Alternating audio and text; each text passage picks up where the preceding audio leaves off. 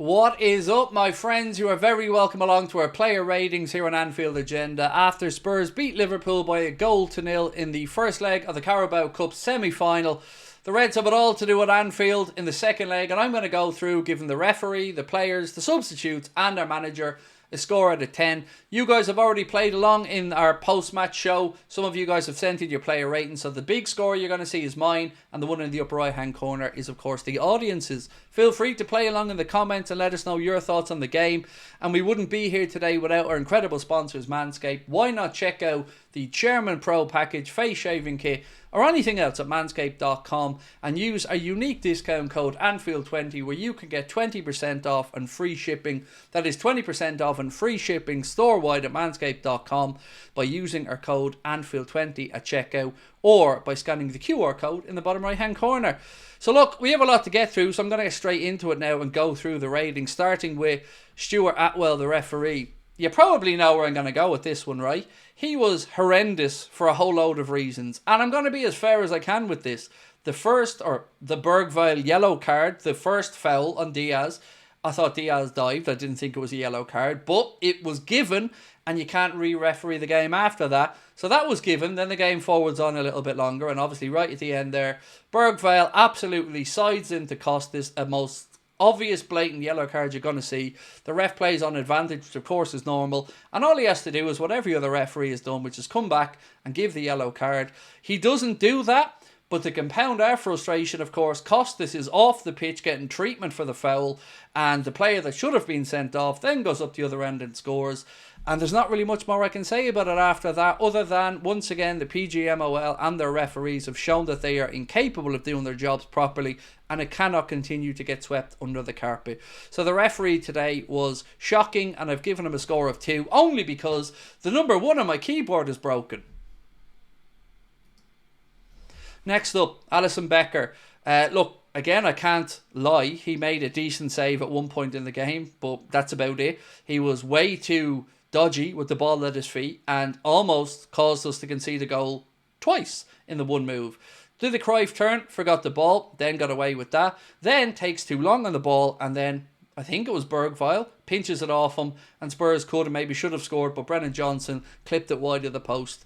So yeah, not great from Alisson today, and I mentioned it in the last game, he seems a little bit more jittery than normal. People tried to tell me that he wasn't catching the ball because it was wet. This is just not the same Alisson at the minute, folks. Let's be honest about it. I've given him a score of 4 today. You guys have gone with an average of 5.5. And sorry, just to go back to the average Anfield Agenda score for the ref, it's 2.5. Sorry, I didn't give the audience a score there. Moving on now to Connor Bradley. I thought he started the game a little bit messy. His footing was going from under him on occasion, giving the ball away a little bit. Thought he got better as the game went on. Always expected him to come off around the 60-minute mark and for Trent to come on because he's coming back from such a long time out. So no surprises there to see the change. But I do think he was coming into the game more as it went on. But, you know, it was just a poor performance all around today. So for Connor Bradley, I've given him a score of 6. And you guys have gone a little bit higher with an average score of 6.4. Next up, Jarell Quansah. A mixed bag while he was on the pitch. You know, a very, very sloppy pass out of defence, gifting it straight to a Spurs player. And then, unfortunately for him, he goes down with an injury and is substituted off. And there's not really much more I can say about it other than that. We need to go into the market for a centre-back. Whether he's fit or not, it's still, for me, an area we need to address. So I've given him a score of 5, and you guys are pretty close with an Anfield Agenda average audience score of 4.9. Now to our captain, Virgil van Dijk, who was voted the man of the match, much to my disagreement, I must say, in the post-match show. I don't understand how a defence that has been as sloppy as it has been lately and led by our captain can see him have a man of the match performance, but he wasn't the worst out there by any stretch. I've given him a score of 6.5. You guys have gone higher with an average score of 7. Costas, I think he did alright, in all honesty. I thought he was great from set pieces. I thought his delivery for the free kicks were on the money. And I thought he was better than I've seen from Andy Robertson over the last few weeks. Still want an improvement in this area and still want us to strengthen in this area, but I thought he was okay today. So I've given him a score of 6. And you guys, not too far away from my score, with an average score of 5.8. Next up, Ryan Gravenberch, who, let's be honest about this, shouldn't have played that game today. We should have somebody that the manager trusts enough to be able to rest Ryan in a game like this. But once again, we don't. The manager doesn't trust Endo to come in and play in that position, and Ryan Gravenberch is getting overworked and overplayed, and it is going to end up in an injury or fatigue, and we shouldn't be letting it happen. I thought he played pretty well, considering the amount he's had to play, and probably our best midfielder out there for me. So I've given Ryan a score today of 7, and you guys aren't too far behind with an average score of 6.8. Next up, Alexis McAllister. Okay. Not great, but okay. Certainly seems to be playing within himself for me. But look, it's hard to point to individuals here because right across the board, I don't feel like we played well in any way. So I've given him a 6, and you guys have gone a bit higher with an average score of 6.6. Fair to say he will have better games. Curtis Jones, look, the kindest thing that I can say here is I don't understand how we played the entire 90 minutes. He's went on from a poor performance against United to another poor performance here, while Harvey Elliott sits on the bench getting splinters, and everyone's wondering why he isn't getting a run out. I don't have the answer to that. You'll have to ask the manager for it. But for me, again, it shows we are carrying people in the squad that consistently haven't got to the levels needed. Jones will have a good few weeks. Everybody will be, oh, you were all wrong, and then he'll go have a stinker for a few more weeks, and then we'll go in on him again and rinse and repeat. But ultimately, no, Szoboszlai today really did see the difference there, and Jones needs to book up his ideas. So I've given him a 4 today, and you guys have gone for a 4.6.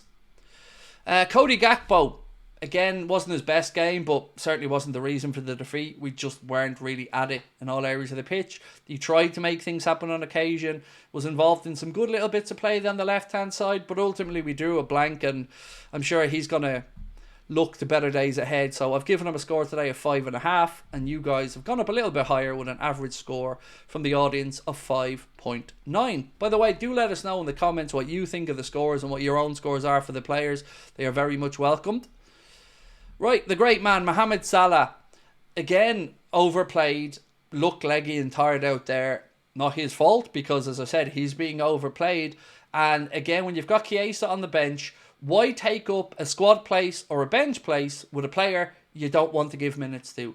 It's infuriating when we see this and we're being told we don't have space or the need to bring in recruitment. Why not give him 15 minutes at the end? Yes, we know we can't play much more than that, but give him the last 10 or 15, at least to give him some confidence, get minutes in his legs, and give Mo a breather, because he's being overplayed and we can't keep doing it. Mo needs to be able to be rested on occasion, and we need to have the personnel to do it. It's a travesty that at a club like Liverpool, we still don't have anybody that we can trust to come in on the right. I don't know why Chiesa isn't getting a look in. Again, you're going to have to ask the manager, but today I've given Mo a 6.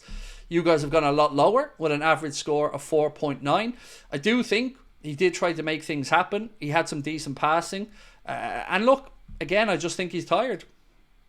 Diogo Jota, awful. Absolutely awful. Too many heavy touches, misplaced passes, balls behind players. He's a very, very good footballer, but today he was absolutely awful, and I can't get away from that. Terrible. And I would have started him, so I'm not criticising the decision to start him. I would have started him, but that wasn't the normal Diogo out there. He was awful. So with that, I'm giving him a score of 3, and you guys have gone somehow with a 5.1. I don't know what you were watching, but he was awful. Next up, Wataru Endo. Very grateful that we had him out there today. Had to slip in at centre-back, did okay, then moved into midfield for the last part of the game. Probably would like to see more of him, if anything, because at least he's putting in some effort. So Wataru, I'm going to give a score today of 6.5, and you guys have gone a little bit higher with an average score of 6.7. Next, Darwin Núñez. So we didn't have easy chances today, and he did at least get on the end of these chances, and I can't keep going in on him week after week, but again, I'm going to just say we can improve this area of the squad, and we should be looking to do it. Everybody knows that Darwin isn't going to be here come the summertime, so we can all pretend it might come good if we want, but ultimately another frustrating appearance from Darwin. Wasn't all bad though, I'm not trying to say that, but it just isn't happening. So I've given him a score today of 6. You guys seemingly think I'm too generous and have gone a bit lower with a 5.6. Trent, I thought he did well, in all honesty, when he came on. Very unlucky not to get himself a goal. Was a great strike, was cleared off the line, I think, by Dragusin. And put in some decent balls, and I thought we looked sharper down the right when he was on there. So, yeah, I thought he was okay today when he came on. So I'm giving him a 6.5, and exactly the same as you guys, who obviously must have thought the same. Luis Diaz. Look, we got to call out stuff when we see it and got to be honest about it. And to me, he dived twice in that game when there was no need for it. And I don't like seeing it. But I also didn't think he was very good when he came on. I thought he was wasteful, overrunning the balls, running down blind alleys. Again, not what we're used to from him, because he has had a pretty good season. But I thought that was terrible today, so I've given him a 6. And you guys have gone similarly with a 5.9. Ibu, awful. Awful for the goal. 2-touch tie. Turned too quickly by Solanke. All over the place. Awful. Nothing else to add. You know I'm right. There's no need for me to dwell on it. I've given him a 3.5, and you guys have gone for a 4.9. And finally, Arne Slot, who I haven't had many things to be critical about with Arne this season, but today I am, because once again, we didn't see the substitutions brought on. And don't waste squad spaces with these lads if you don't trust them, because you can't tell us Elliott isn't fit. You can't tell us that. So it's either a trust thing or someone's lying. Also with Chiesa, what's the point in bringing him down to London if you're not going to give him minutes when Salah looks leggy and fatigued? I don't understand it. I don't agree with it. And I also want the Kelleher to play because he plays in this cup every season. So, not great from Arne today. He better start speaking up against the owners and calling for signings, because he's going to need them. And today you got another little glimpse of what referees in the Premier League or in England are actually like. Sipka Hulshoff got another yellow card for it, but he's welcome to England, Arne. This is what you're going to have to put up with, mate. Welcome to the crazy world of the PGMOL and the refs. But the manager can and should have done better today with that, and should have been more ruthless in his decision making. So for that, I've given him a 5, and you guys have gone with an average of a 5.4. So that is it. That is our player ratings, ladies and gentlemen. Now, if you're watching this video, I'm going to have a news video coming out straight away where we're going to lay it all out there about the owners and the transfer market. So keep an eye out for that dropping soon. Let us know your thoughts in the comment section. Thank you to everyone that joined us today. We'll see you tomorrow as well, and much love. Bye-bye.